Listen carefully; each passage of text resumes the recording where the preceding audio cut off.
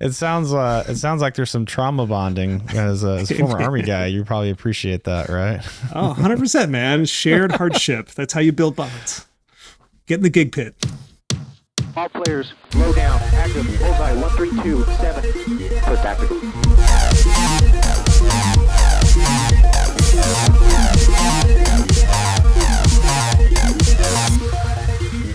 Lights on.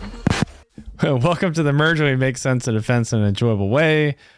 This episode's a little weird. Jake, you and I were doom scrolling, I think, on LinkedIn a week or two ago.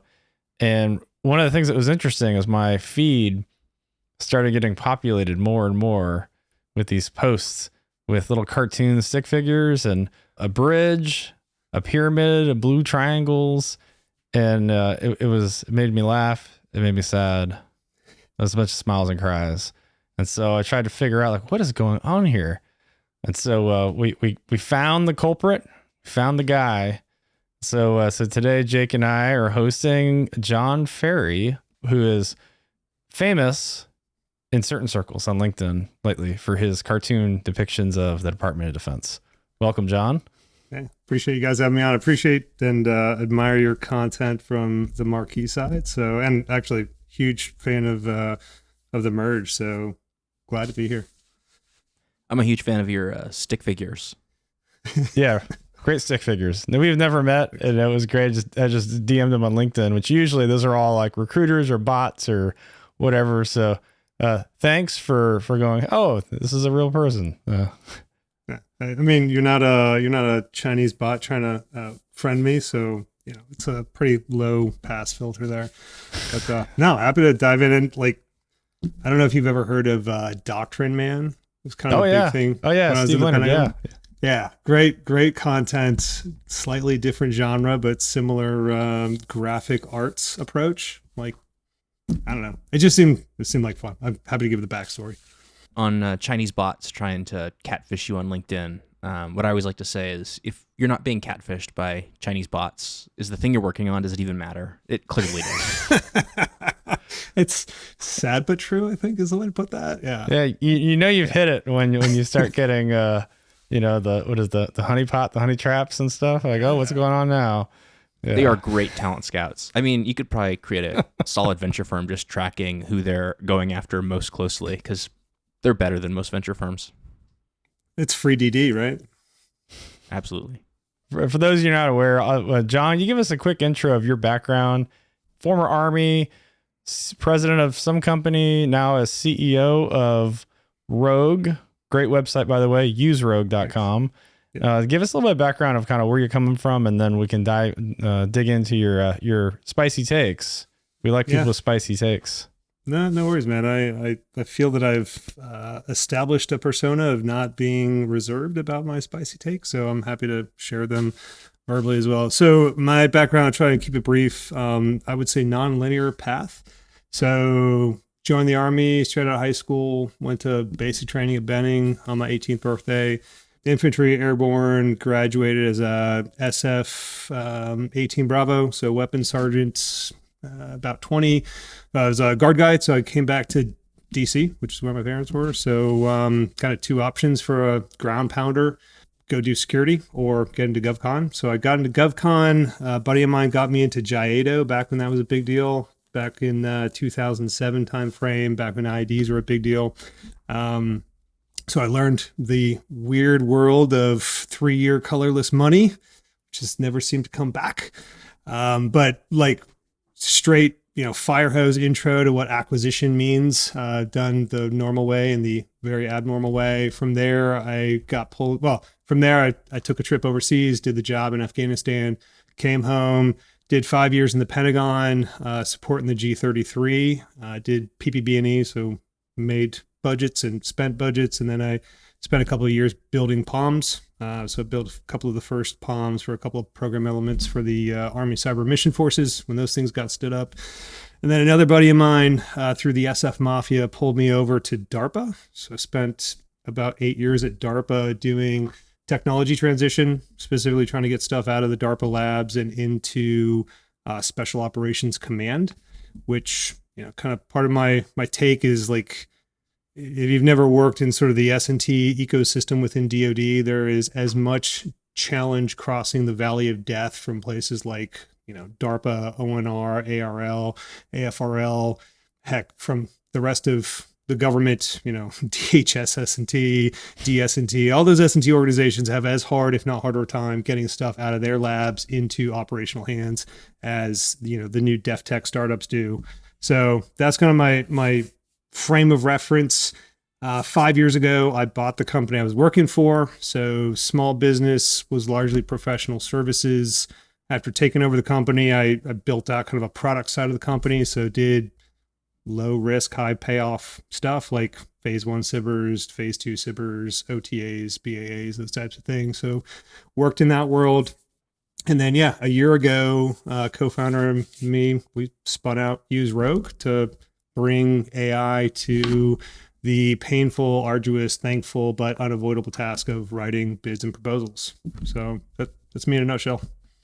I had the honor and the privilege of scoring a AFWorks SBIR, one of those tranches where there's 1,000 SBIR proposals and you have teams and you're scoring like an 80-page proposal, and like, well, if I can get each one down to 3 minutes and I have X hundred to do, it's like it's a linear function. Yeah, 100%.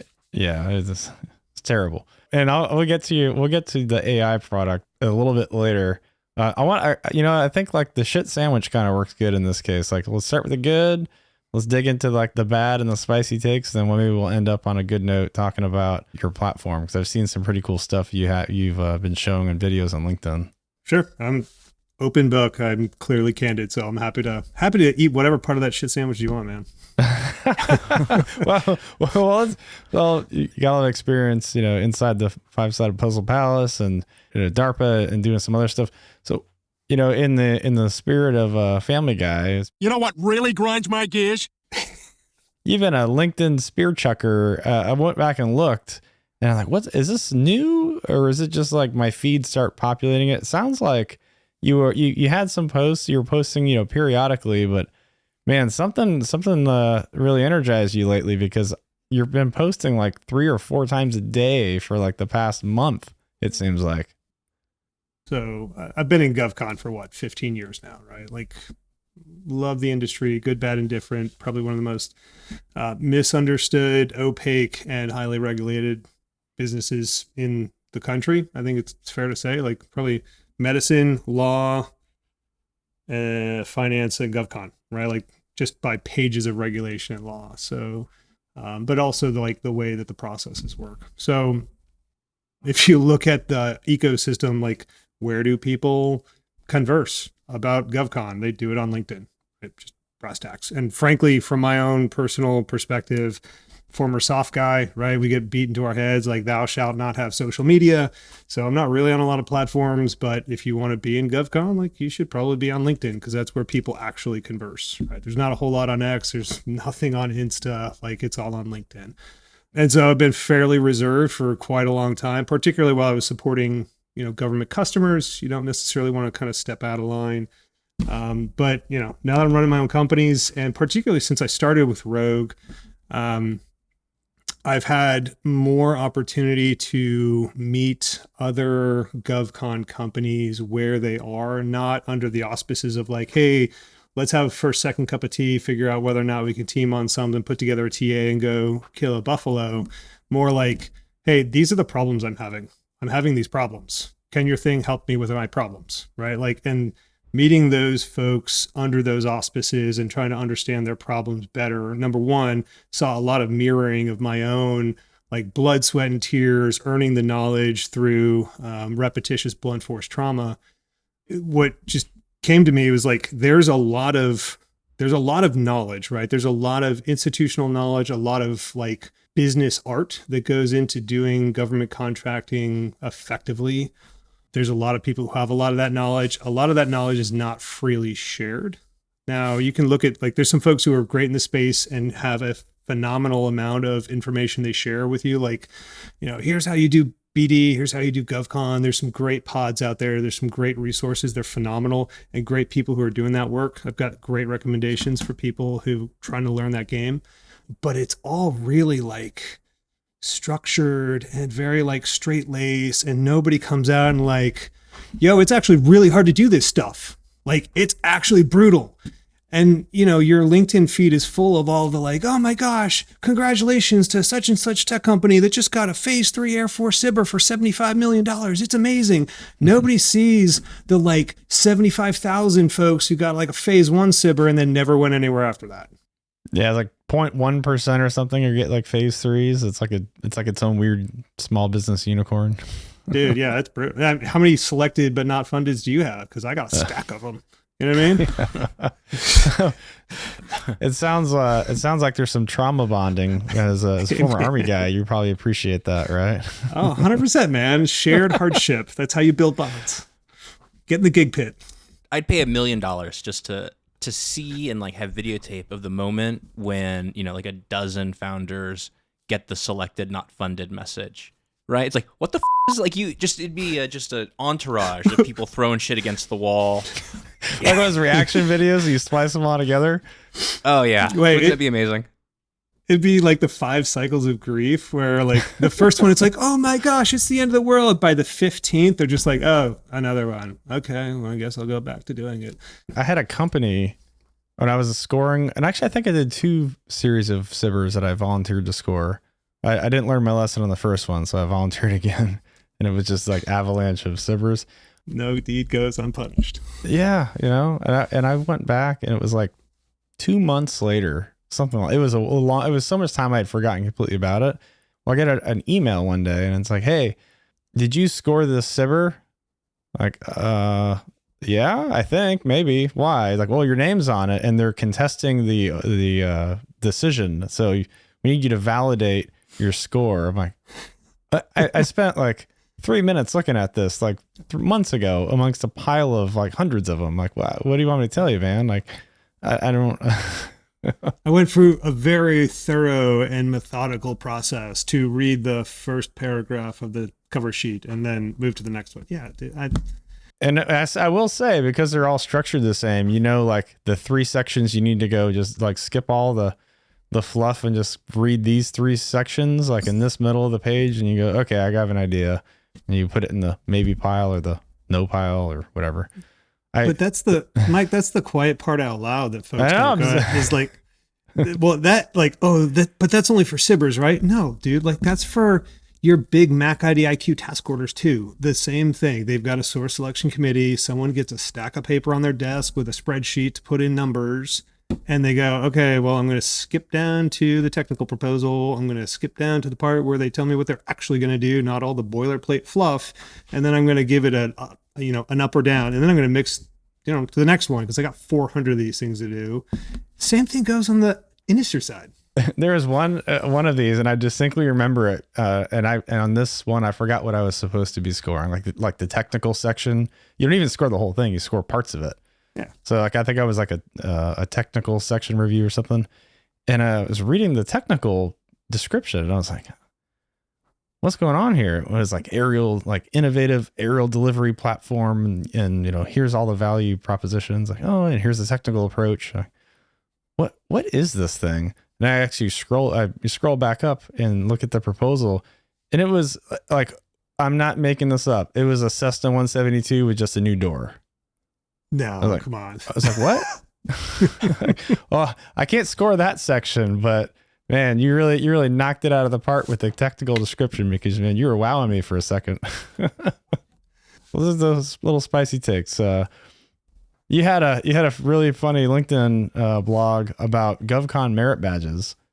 Oh yeah, and that's actually, I'll give a preview to your listeners only. That's going to be kind of one of the next segments in the stick figure mania. Is there is a epic ton of merit badges, and it almost seems like it's this like if you ever done like land nav where you don't get your next point until you find the point, right? So it's like this point by point learn, like, oh great, okay, now I got my first contract. Good job, Skippy. Now you have this magical past performance. Now you can get more contracts. Until you have past performance, you might as well just like grind until you can't grind anymore, because until you have past performance, you basically don't exist. Don't care what your technology is, you got no past performance, no one's going to take a risk on you. Okay, now you got that. Now you need to get a cost plus fixed fee accounting system compliant. Like you need to get DCA audited, or else you can't do cost plus fixed fee contracting. Now you need to get your CMMC 2.0 level 2 certification. Now you need to get your facility security clearance. Like it's all these different things, and you take them like one at a time. You just keep getting shot in the face, and they're really painful, long, expensive, arduous processes with an endless string of consultants that are more than happy to charge you to help you with them. But the quiet part out loud is that they are like the gatekeepers. They are the merit badges that prevent you from growing your company. Like, oh, you want to be a real boy in GovCon? Well, you have to have a DCA audited accounting system. Cool thing though, catch 22, no one's going to audit your accounting system until you've got a cost plus fixed fee contract, because DCA doesn't have time. Same thing goes for facility security clearances. Like, we're not going to give you an FCL unless you have a contract that needs an FCL. Well, how do you get a contract that needs an FCL? Well, you have to generally have a FCL. Sorry, we don't make the rules. We just make the catch 22s. And it's like, but people don't realize this stuff going in, and then they start getting smacked in the face with the realities, and it's super painful. So I just tried to lay them out in like one big long, here's the ugly, dude. Like, be prepared for it. Yeah, your take on the people more than happy to pay to help you. There's a little bit of the missionary versus mercenaries in the defense GovCon space, right? And I'm not throwing shade necessarily. There's, I go back to the principle of you pay with time or you pay with money, right? Yeah. And whether that's learning or effort, you pay with time or you pay with money. If you got money, you pay with money. If you got time, you pay with time. And unfortunately, small businesses basically usually have more time than money. So is what it is. I remember we had AJ Piplica on many episodes back, and we were talking about like just trying to get into the defense space, and he's like, man, the best thing I ever did, step one, was hire a lobbyist. So I hire someone to help me get access to like talk to people. No, you talk about like funding and stuff, that's different. But like hiring a lobbyist to help you get access, it's like you said, pay with time or pay with money. Yep. Good bang for your buck, lobbyists. Strong thoughts. Strong thoughts. Yeah, it's interesting. I worked on the Hill for a little bit, so I got to see both sides of it. Like, you have a union that's fun, getting you access for meetings. You have people with their agendas. Everyone's got an agenda, whether it's good, bad, or ugly. Everyone has an agenda. So it's capitalism, man. Everyone has a personal self-interest. You just got to make sure that your others align up with theirs, and everything can sing. But yeah. SBIR shops, SBIR consultants, folks that help you get your phase one, get your phase two. Are they good for the ecosystem? Bad for the ecosystem? I have already put my thoughts on paper in public, so I will. I'm not shy about saying it. So there are folks. So let's put these in buckets, right? If you are a consultant that is going to help a small company figure out how to write a proposal and get it in, I don't have a problem with that. Again, it goes down to paying with time or paying with money. If you're going to accelerate my process and I'm going to pay for it, fair and equitable amount of money, cool. And you know what? That's mirrored on the regular GovCon side, right? There's massive shops of folks that are proposal consultants, right? I've paid for them. They're great folks. No shade on that, right? That's a good business. That sounds like a necessary need in the market, right? There's a market failure. There's a market fill. So I'm good with that. There are the folks that, and I'm familiar with some of them, that they don't necessarily do much or any of the research or development themselves. They have government contracting companies. They go out and find maybe dual use or non-DoD related companies, and they kind of bring them in and they sit on top of them and they do a teaming agreement, and they put in a SBIR proposal, and they kind of sort of act as pass-throughs, right? They take a tax on top, but they bring this stuff in. And if you look at it from the point of view of you're bringing in non-traditionals, you're increasing the DIB, you're bringing in dual use technology, I can see that, right? As long as, again, you're doing it sort of ethically. There's a play for that. The places that are, I think, what everybody, not just me, are throwing shade on is we live off of SBIRs. We go from one SBIR to another SBIR. We have some government customers that are more than happy to spend their SBIR money on us, and we do like hundreds of SBIRs. And our business is not in turning that SBIR technology into products that the government can then buy and use and deliver to the operational force. Our business is to get the next SBIR. And frankly, this is not unique to SBIRs, right? There are more than enough places that call themselves contract research houses. Some of them are incredibly large, and their business is winning research contracts, doing research for the sake of research, and then putting that research on the shelf. And they don't productize it. That's not unique to SBIR. That's across a number of different organizations and whatnot. Do they do great research? Sure, they do phenomenal research. But is that net good for the DoD? Is that net good for the operator? I got strong thoughts. I think it's poor. I think it's bad. I knew an engineer who worked at one of those.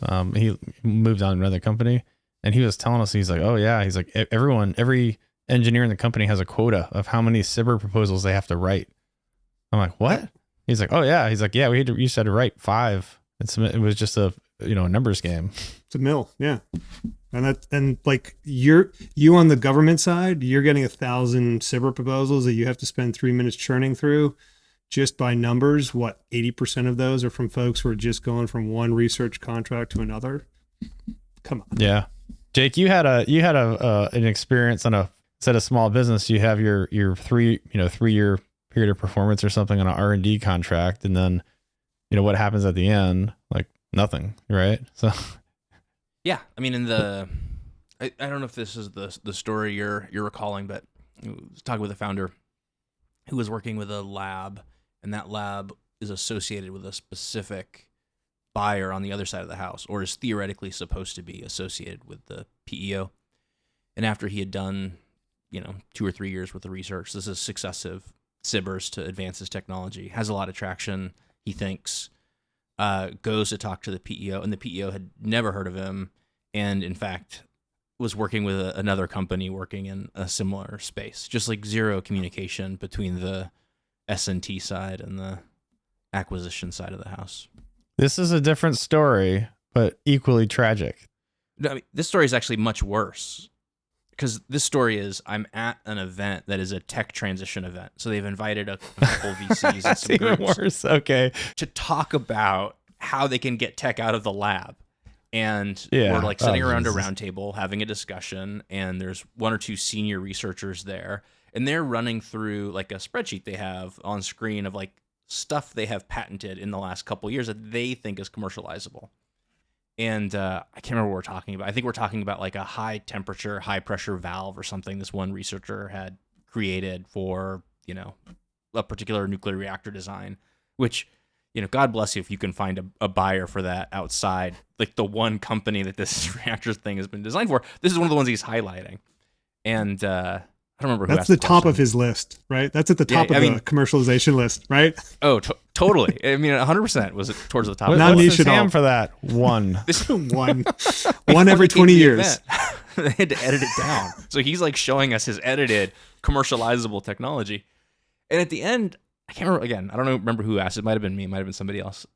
It was basically, okay, so if I license this high temperature, high pressure valve, how much of your time do I get in the next year or two as I'm trying to build a company around this technology? And the answer was 0 hours of my time. I am a researcher. I've moved on. I'm doing my next thing. I don't want to build companies. You get 0 of my time. And to be honest, like at the end of the day, like a patent isn't worth much. I mean, especially if the technology is particularly compelling. You need the researcher, you need the people who built it to really understand how to work with it, how to implement it. Yeah, sad state of affairs. But I'm sure he's building the next greatest valve. The next valve for probably the underwater space station, right? Something like that. Totally. It's the latch, the connector that clicks, that holds the laser to the shark. That's what he's designing. It's I mean, it's that is it's that graph laser latch. critical. Yeah. No, but We're gonna I mean get that hate mail from some. we're gonna get designer, I am so sure. much hate mail, and the S&T organizations. My friends at DARPA are gonna hate me for this. That's fine, but no, I mean but this is the thing is like that's not unique. That is not the exception. That's the norm, right? That's the rule for. And frankly, like let's just be candid. If you go and you talk to any operational unit that has an S&T organization, right? Go to Army, Navy, Air Force. Go to DHS, go to CIA, go anywhere that has their own S&T shop. All of the ops folks hate the S&T folks, and none of the S&T folks seem to care. Yeah, that sounds right. That should be kind of telling, right? Because the S&T folks are in the lab and they're building the next best mousetrap. And, the folks in the field are like, I don't even have mice. This is a fight with a wolf. Like, where are your wolf traps? Oh, well, see, we'll think about wolf traps later, but right now we're really in on this really interesting, innovative mousetrap, so we'll let you know. Maybe it'll scale, though. Maybe the mousetrap will scale to get wolves. We'll see.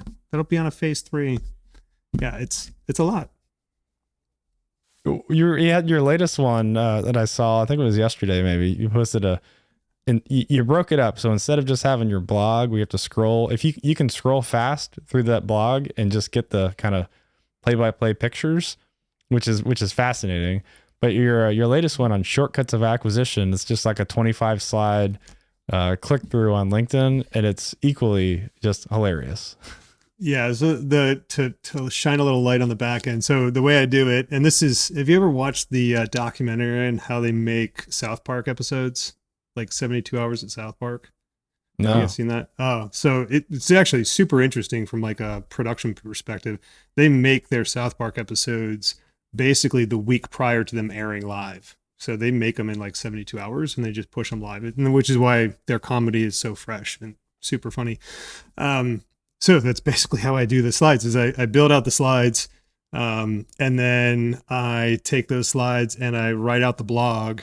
And then I publish the slides as kind of a tranche flipbook on LinkedIn with a link to the blog, which is just a continuously growing, massive morass. It is a morass. I just want to highlight that because it's one link, and then it's like it's one endless scroll. There's not like issues or anything. It's just never there ends. Are chapters. There's chapters. Are they You can linked? link through. Yeah, they're linked. Okay. But I'm not. You just So ask GPT to summarize it. You just drop the link in a open AI. I'll make a custom GPT for it.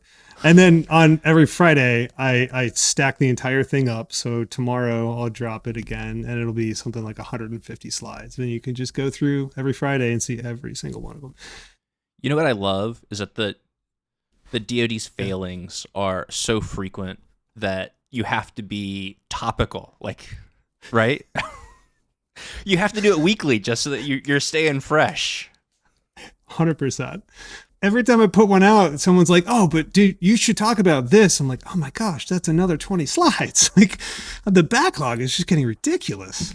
But so John, it's not too early. So you know how like you probably know the background of how like Dr. Man, like Steve created Dr. Man, and then that became the persona that pushed out the comics and stuff. It's not too late. You could probably create this like alter ego and create like another LinkedIn profile that's just that, and then just do like the spicy posting. I've definitely thought about it. So the next thing is going to be my self-published book. I'm going to make it a coffee table book that I want to see guerrilla marketed throughout the Pentagon, and that will be my mark of success. That it becomes like the Gideon Bible of every GO SES's entry room, because it's been guerrilla dropped there. That's my objective. Just putting it out there to the community. It'd be something like we had Norm Augustine on a couple episodes ago. Man, fantastic human. And his book, he wrote it as kind of being a little bit missive, and people was like, "This is great," because again, the best comedy has elements of truth to it. And maybe it could be that. It's like even the book design. You got to think through like, how can I make this even book design so just draconian just to open the cover. It should have like 7 different types of like latches and fasteners. I'm totally going to put an X09 lock on the front. Oh, that'll be hilarious. Oh man, I could totally do that. If you're going to put this out as like a book? Are you gonna have somebody do like the art or something for it? It's like, no, dude, that's part of the joke. I literally make these in PowerPoint. Like, this is the life that we leave here. Like, it's not sexy. It's literally just Microsoft Office tools. That's all you get in GovCon. Basically doesn't get better than that. Yeah, I was at the company I work now, like, oh, we have all these different tools, and like, oh, if you can use this, then you can use that. I'm like, oh, I just open a PowerPoint, open a blank slide. I'm like, what? I'm like, oh yeah, like everything that exists in PowerPoint is a very powerful photo editing tool. You can do animations. It can do everything. Really? And when you're forced to just use one tool forever, like your entire adult life, you kind of learn to figure it out. You got 20,000 hours on that thing, man. It's hard to switch. I don't need Canva. I got PowerPoint. It's okay. That's right. I signed up for Canva. I was like, I'm faster in PowerPoint. I'm going to cancel this thing. 100%. So, all right. So you put a lot of content out lately.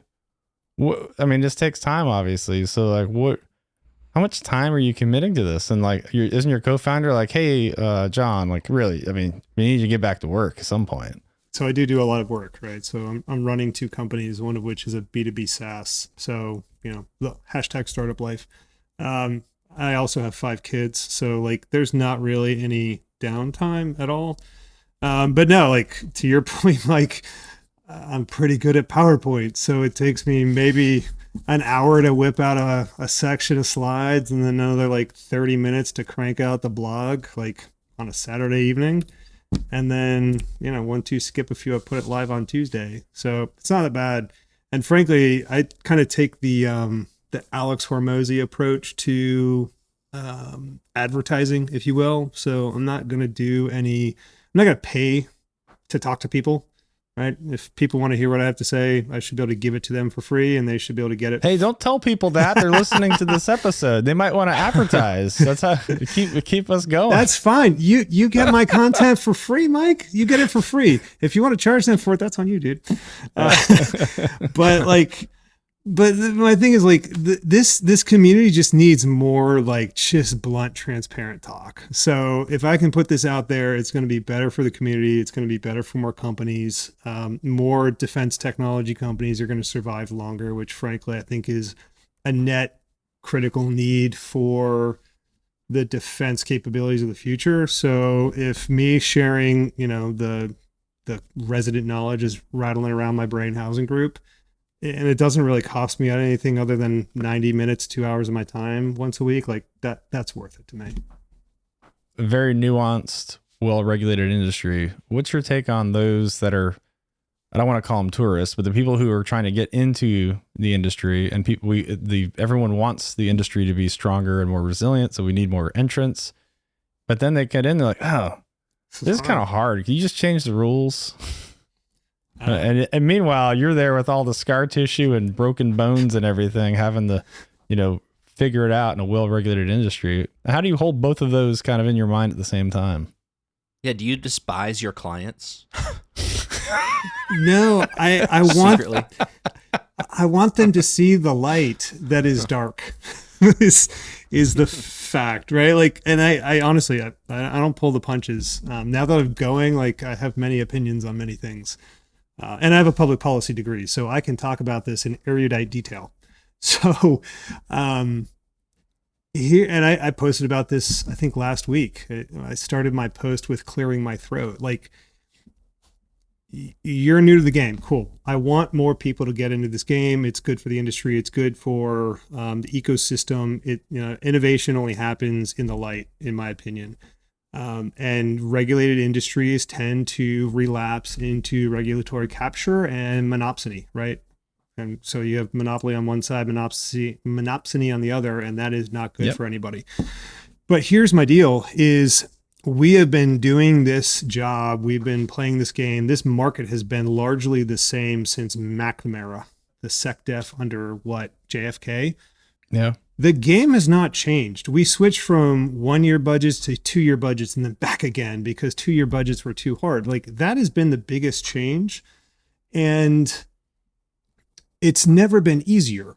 I mean, the number of organizations that have OTA authorities, the amount of money that is flowing through the RDT&E program elements and specifically into SBIR, like what the Air Force did by putting like all that money into AFWorks so they can like flow the cash into, needed industries. It has literally never been easier to get your foot in the door in this industry. Get your foot in the door. It has also probably never been harder to keep your foot in the door because CMMC 2.0 is a huge regulatory hurdle. ATO on any kind of cloud platform, huge regulatory hurdle. NIST 800, 171, 53, all of those things, huge regulatory hurdles. But there's also never been such a thirst, I don't think since, maybe the Cold War, there's never been such a thirst for actual legitimate technology innovation. There's a lot of rapid acquisition during the Iraq-Afghanistan war because of IEDs, but there's never been a no kidding, we need better capabilities than there is right now. Put it under, ABMS, whatever you want to call it. The big macro ideas are we need to do Ender's Game against our near peer adversaries. So like there's customers there, but the game isn't going to change. Sales is sales. That is my message. Sales is sales. And if I was going to go sell into healthcare, or I was going to go sell into law, or I was going to go sell garbage trucks to garbage men, I would figure out how those people buy their products, and I would build my sales cycle around that. The sales cycle hasn't changed in DoD in 50 years. So like learn the game. If you want to win, learn the game, play the game. Stop trying to whine about the rules of the game. Nobody does that in football and wins a Super Bowl. Quit trying to pretend like that's going to work here.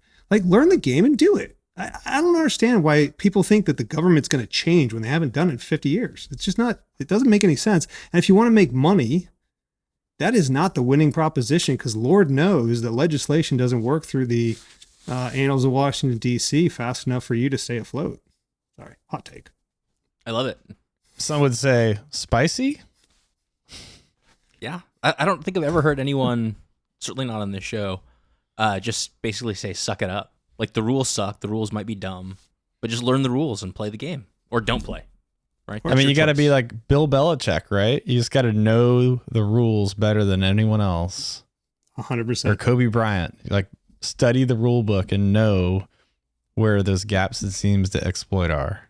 That's what, the game in the game, right? That's 100% it, man. That's 100% it. And if you were doing it in any other industry, I don't care how regulated it is, that's exactly how you win, right? Like that's what the advice was 4 years ago when people were trying to get into B2C SaaS. Like figure out TAM, figure out PMF, and like sell hard. It's simple. It's not easy. So I want to pull on Jake here in just a second. So John, when you're talking about, hey, there's never been a bigger demand in a generation, basically, for a demand of technical solutions to problems, whether it's an offset, moving in a different direction, and you have a lot of new entrants with things. But I think there is a signal, obviously, from the investment community. They're investing in companies to bring forward these things, but it doesn't mean that there's a product market fit. And I think we kind of alluded to it. The best product doesn't really mean anything. It's the ability to sell it. So the okay product that's easily viable and sellable beats the best product that's kind of sitting there with an uphill slug, the whole way.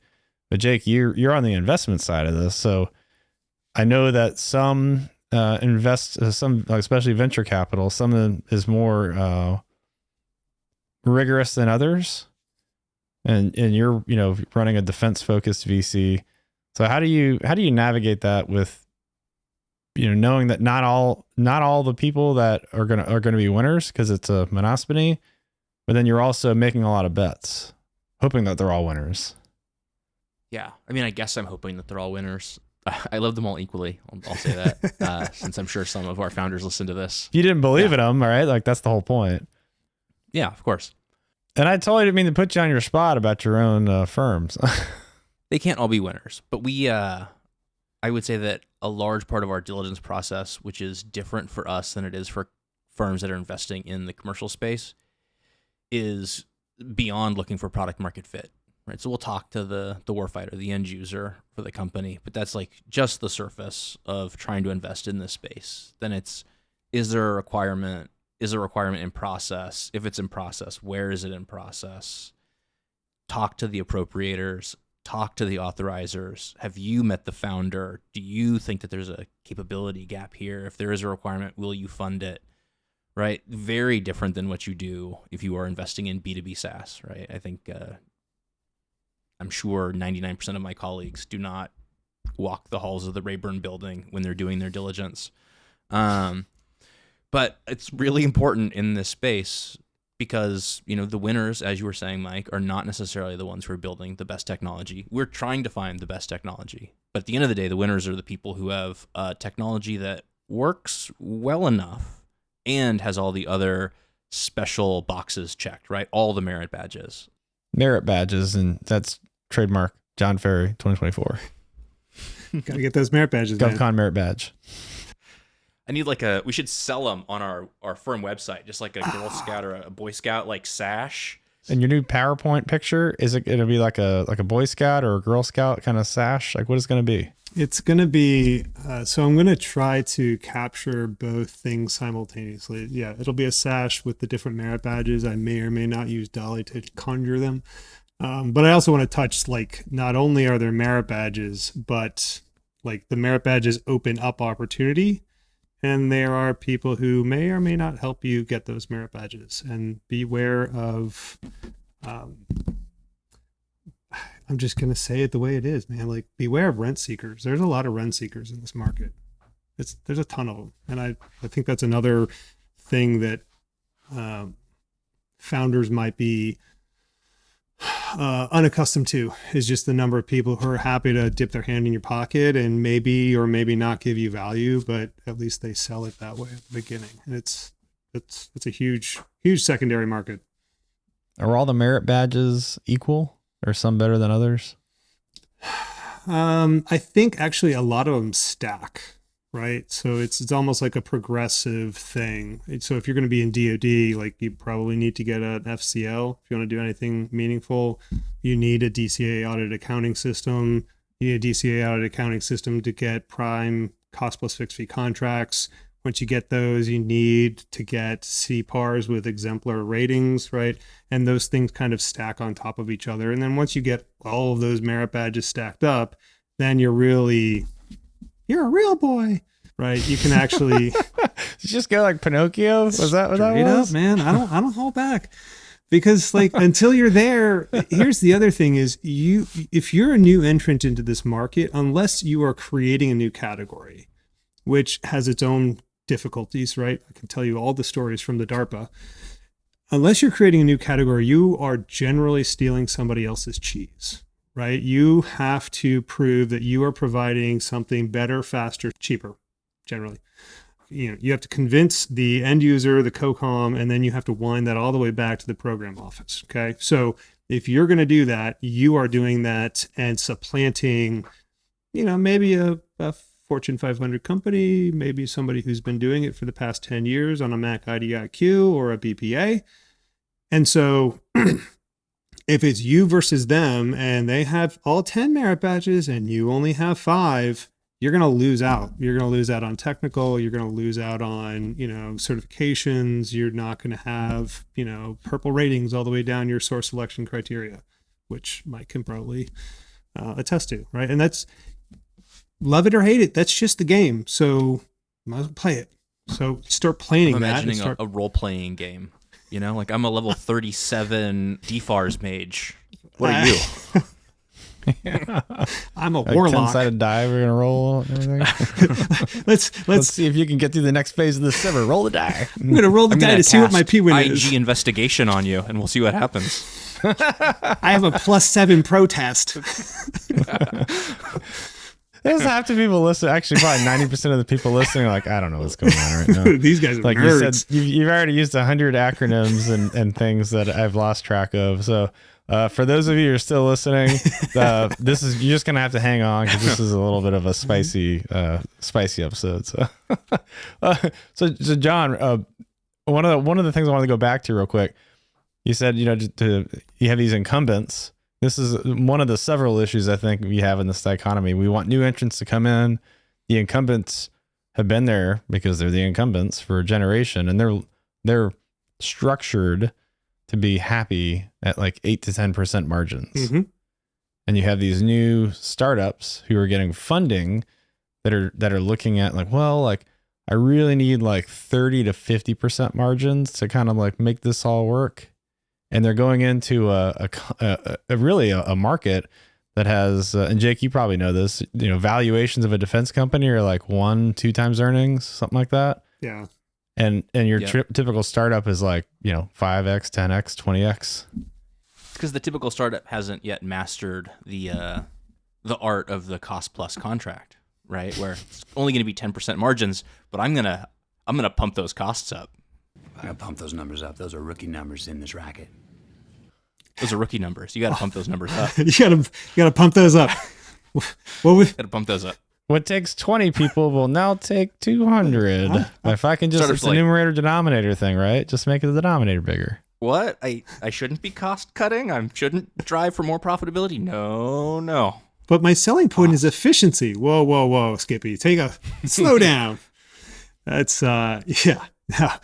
And I'm going to shift this from a G&A cost pool to an overhead cost pool. Watch how this works, right? Yeah, no. I was actually entertained. There's been a couple of interesting articles that have come out about the big primes, right? I think Fleer and maybe Lockmar recently said this publicly that like, we're not doing fixed price development contracts anymore because somebody... it was Lockheed, Boeing, L3 Harris, I think Fleer, Northrop, pretty much everyone. I couldn't find anything open source from General Dynamics, but basically, and Raytheon I think is like on the fence, but yeah, all the primes have basically said fixed price development contracts are not good for business. They've gotten slaughtered on them. Well, yeah, because here's the thing, and okay, so I'm sorry if anybody gets their feelings hurt here. So in case you don't know, and you're a defense... Hold on, alibi, real quick. Yeah. If you are from, have the marketing budget for any of the primes, Lockheed Martin, Boeing, Raytheon, General Dynamics, any of them, what John is about to say about you is John's opinions, does not reflect the views of the merge, and I'm more than happy to let you advertise in the merge and on the newsletter. Okay, that being said, go ahead. Fully endorse that statement. So here's the interesting, and this kind of dovetails on what Jake said, and the way that, let's not make a value judgment. It's just unit cost economics, right? If you have a fixed price contract, right, you have unlimited potential profit and unlimited potential loss, right? It's like put and call options in the same deal. So if you can sell a product to a customer at a price that they're willing to pay, and you can run, ultra efficient, and you can drive your bottom line profit off of that top line revenue, DCAA doesn't have a problem, right? Because it's an equitable swap. You, however, have assumed all of the risk, which is what the government wants in a fixed price contract. You know what? If you're getting new to the game and you're not making a, KC-36 or whatever the tanker fueler that they took a bath on, you can probably do that for a fair amount of money. We're talking millions and millions and millions of dollars in annual revenue. You can do that on fixed price development contracts, which, by the way, is what all these SBIRs are, and most of the OTAs. And frankly, if you're transitioning from a SBIR or an OTA to some sort of, initial vehicle, it's probably great for you. Here's the reason why the primes are backing out of those, because frankly, their corporate structure, the way that they build their workforce, how they are organized is frankly optimized for cost plus contracts, because they don't do little $10 million programs. They do $1 billion programs. They build freaking submarines and aircraft carriers, and there's a lot of variance in how much those things cost. So the government has to take the risk on that. We've never built this aircraft carrier before, so the government has to suck it up if, hey, it happens to cost $12 billion instead of $10 billion. It's a rounding error.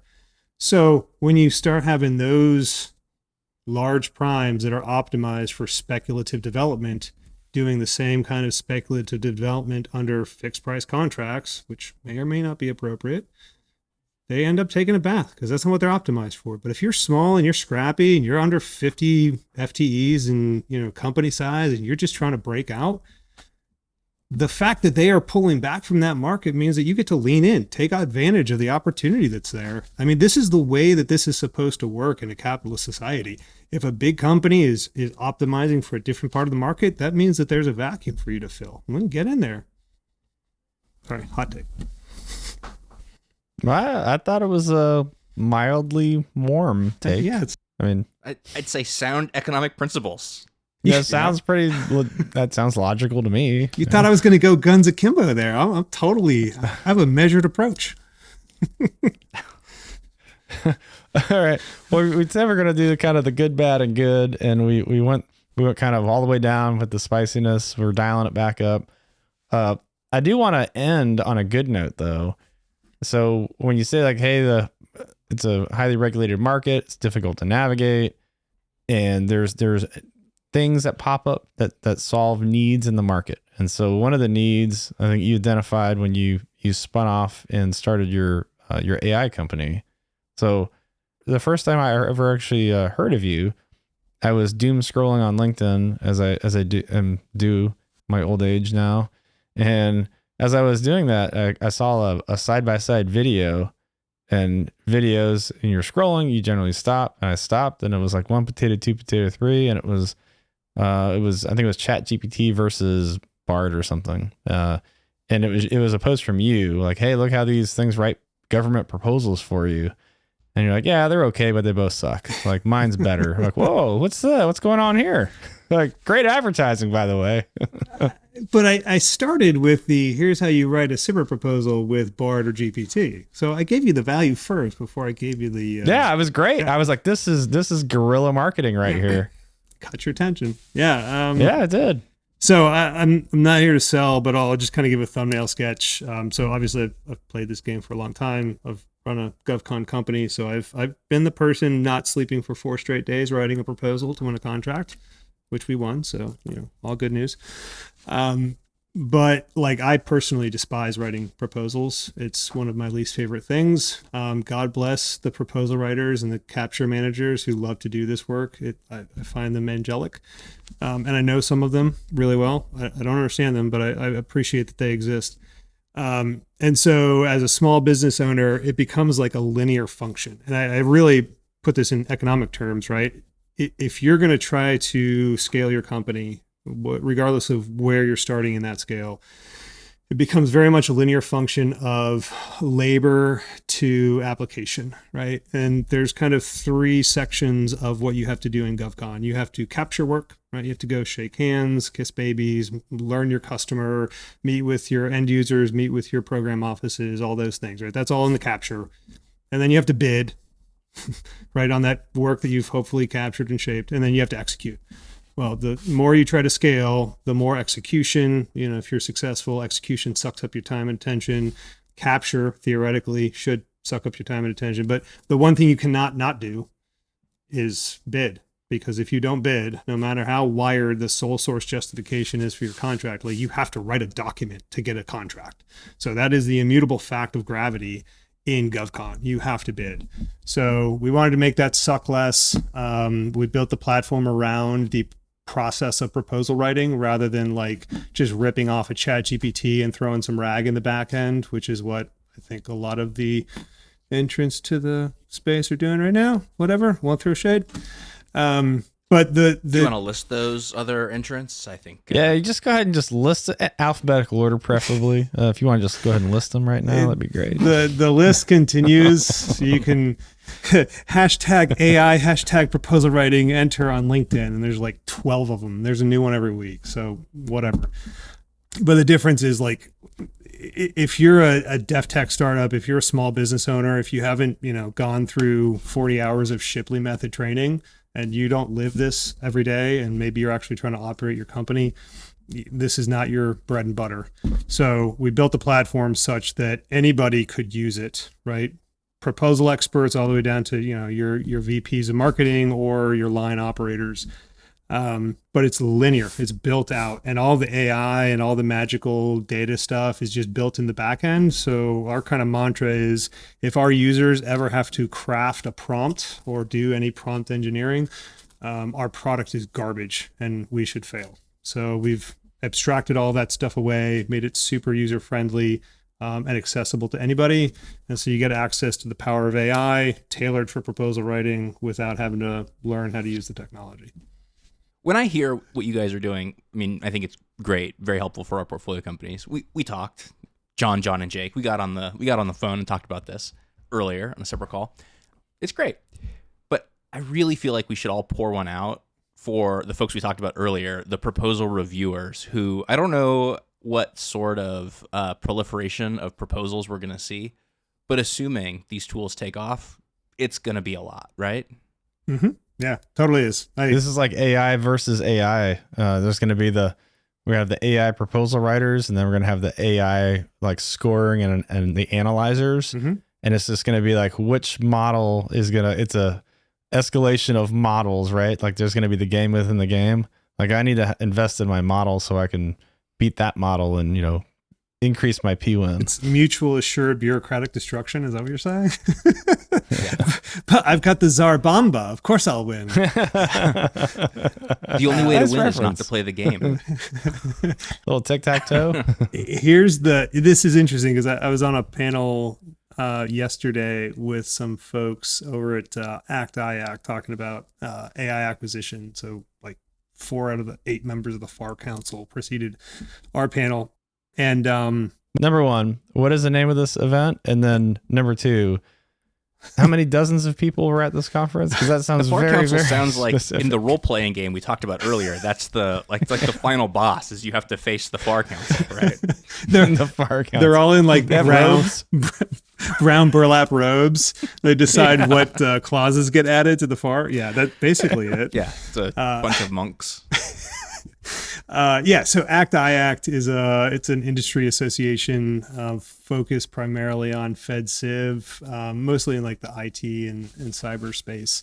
Kind of like NDIA, but NDIA for not DoD. They're kind of one of that analog. And no, there's probably 200 people in the room, so not like a Shift 5 event, but pretty good. And no, so the FAR Council, for those of you who don't know and don't live in this wonk space, like the FAR, the Federal Acquisition Regulation, is like the tome that dictates how the government buys stuff. And there are I think there's 6 members of the FAR Council, one from each of the major organizations. So like NASA, GSA, DoD, right? And so, yeah, so they talked about this topic specifically. Was like, 1, how do they buy AI? 2, what are the issues that are coming up from industry that are going to affect the way they buy AI and how they buy things generally? One of the questions that came up was like, okay, so AI proposal writers are a thing.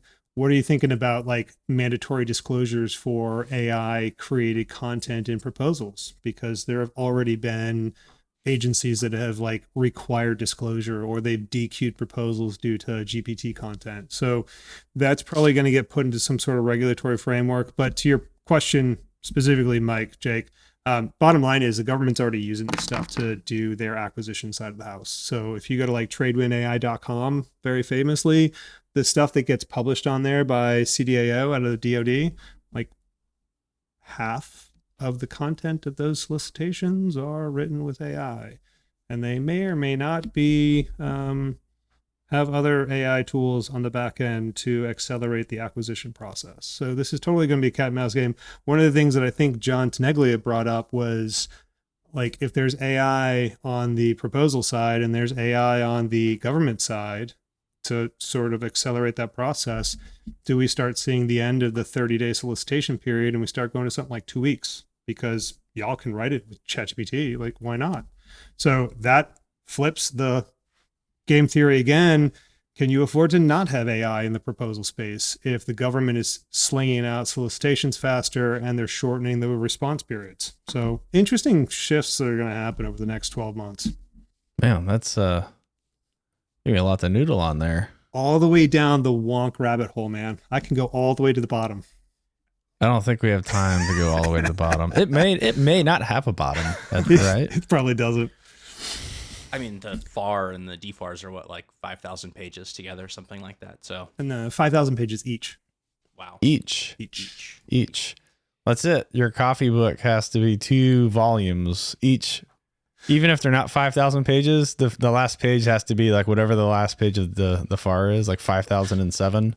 And it's just going to have random, it's like buildings on a military base.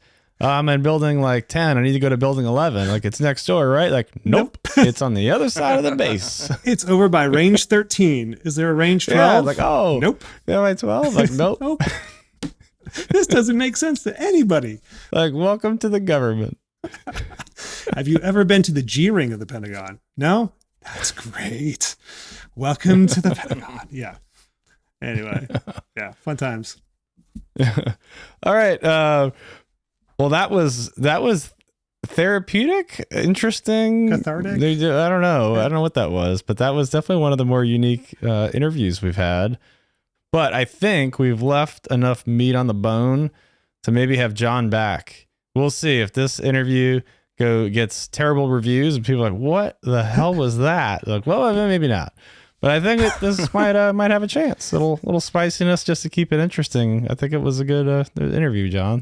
Thanks for your time. I appreciate it. No, I appreciate you guys having me on. This is a people business. I mean, if there's one thing I can leave the folks who are just coming in, like this is fundamentally a people business, and like the bureaucracy, the 5-sided whaling wall, it might all seem super intimidating, but at least the people in here, for the most part, if you can find a good crew, are very welcoming. So like, don't give up, get it out, like find a group and just build your network. That's the best way to win work. That's a great way to end this. And for everyone that's listening, we'll put a link for John's LinkedIn. Follow him on LinkedIn. He's got his blog on his accounts. Follow that blog. It's got some very spicy takes. Looking forward to the coffee table book and out of the pictures. And until next time we have you on, John, thanks a lot. Yeah, thanks, Janice. Cheers.